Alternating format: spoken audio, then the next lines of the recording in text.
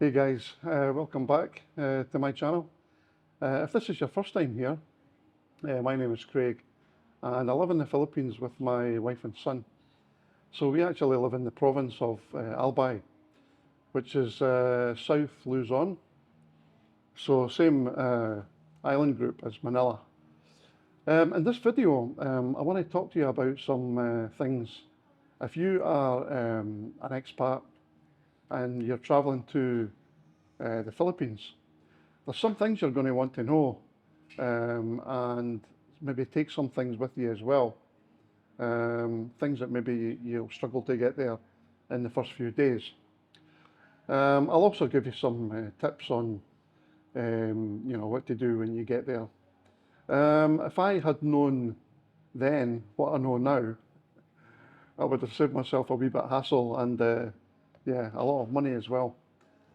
So the first thing I want to talk about is a SIM card for your phone. Now,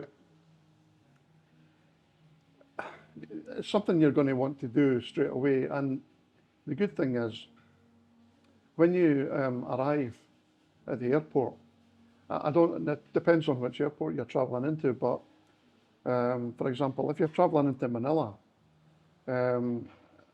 you will be able to find somebody who they're selling SIM cards.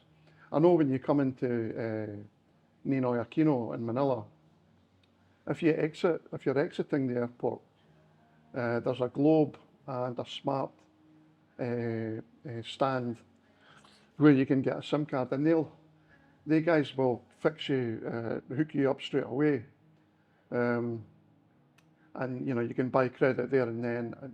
Everything there is tailored for your needs, and it's not expensive. And the data and everything lasts for a while, so it's definitely worth it.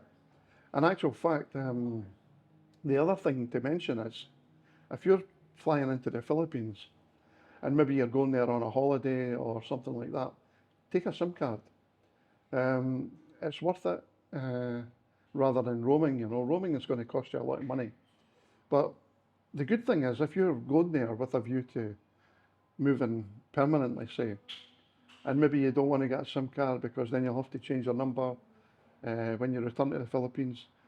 If you're going back within 12 months, your SIM card will still be active.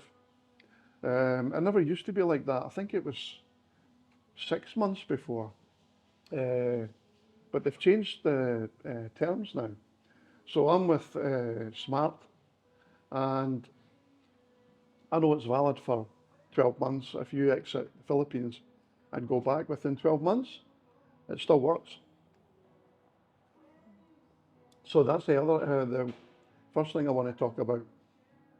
The second thing is if you have to get a connecting flight, but you have to stay in Manila overnight, what they do is when you come out, after you've picked up your SIM card, when you come out to get a taxi, if you're getting a taxi, what will happen is you'll get people coming up to you asking you if you need a taxi, where you want to go, and then they will give you a price if you ask them. And let me just say, it won't be a good price. Don't go with these guys. I made the mistake of doing that the very first time. I was flying in late into Manila. My flight, I couldn't get a connecting flight to the province. So I had to stay in Manila, and then my flight was early morning. So I made that mistake, and it cost me, at the time it was about 900 pesos. It's even more now, I know that. So what they do is just find the meter taxis. They have meter taxis, so they have yellow cabs, and they also have other meter taxis depending on which terminal you're flying into. Just to give you an example, I think one time I flew into Manila, and I thought I would just play along with these private cabs that like people that come up to you asking you where you're going, and I just thought I'll play along, and I asked the girl how much. I think she said 1,500 pesos. So I just shrugged it off. I said, no, no, it's okay. So I went and I got a meter taxi. It cost me about 170 pesos. So that's how much they're ripping you off. And it's safe to get a meter taxi. Don't worry about it. They'll give you like a receipt. Everything's recorded, which taxi you're getting into, where you're going. There'll be someone there at the taxi stand who takes a note of everything. So don't worry about your safety or anything like that. Now you can give a tip if you want. I always did, especially to the meter taxis. What else? Before you go to the Philippines, you'll have to fill in an e-travel form online. Now you can only do that, I think it's 72 hours before departure. So you can't, if you're going in a week's time, you have to wait, you can't fill it in. As far as I'm aware, it's still valid and you still have to do it. But what I've heard is you might not get asked for it. So I don't know if that means that it's recorded. And if you don't fill one in, there might be problems. So just fill it in. It's an easy form to fill in. I'll put the link in the description below in the video, so you can just click on it and it'll take you there. You have to register with your email address and then just fill it in. It's just a case of putting your personal details and where you're staying and stuff like that, and when you're traveling. The other thing is sun cream. Take sun cream with you, because I made the mistake one time. I think my wife and I went down to Sawangan Park in Legazpi, where we live, and it was in the morning, so I thought, I'll not bother with my hat. And all we did was we walked around the park for about 25 minutes. I got home, and that was all bright red. So if you're like me and you burn quite easily, take sun cream and use it, because believe it or not, even though the sun might not be too hot, it does burn stuff. The other thing which I took, made sure that I had, was mosquito repellent. If you're out at night, you're going to face mosquitoes, unfortunately. So always make sure you put that on if you're wearing shorts, because it only takes one to start nibbling at you, and yeah, you're scratching all over. Regarding COVID vaccinations, as far as I'm aware, that's not a requirement anymore, so you don't have to fill in any forms, or I don't think it even specify that you have to be vaccinated now. Well, they certainly don't ask anyway. I think most people have had them anyway, so that's one less thing to worry about.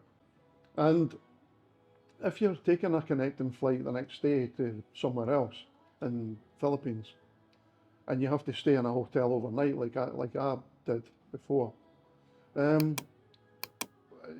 just get yourself a cheap hotel. That's what I did. I'm close to the airport, because my flight was early morning, so I used to always stay in Red Planet in Asiana. Make sure you get the right one. It's close to the airport, and the price was only, I can't remember how much it was. It was about 40 or 45 USD, something like that. It was, and it's basic. If you do go to Red Planet, make sure you take a bottle of water with you, because there's none in the rooms, but you can buy them there as well, actually, at reception. So it's a basic hotel, but if it's just a bed you're looking for, then it's fine. And the taxi from there, from the airport to there, is, in a meter taxi, it's only going to cost about between sort of 200 and 300 pesos, if your driver goes the right way, of course. And just one other thing, if you're flying into a province somewhere, keep in mind you may not be able to get a taxi when you land. And in our airport, our local airport, there's no taxis. So you could get a tricycle, or if you're renting a car, just make sure that they're at the airport to meet you. You'll find there's plenty, well, not plenty, but depending on where you're going, they may not have a website, for example, but check Facebook. Facebook has usually these people that are renting cars are on Facebook. I know in our province that's the case. I've always done it like that, and they're reliable. The cars are in good nick, so definitely worth it. So I think I've covered just about everything, the major points. Enjoy your trip if you're going, and all the best. Cheers.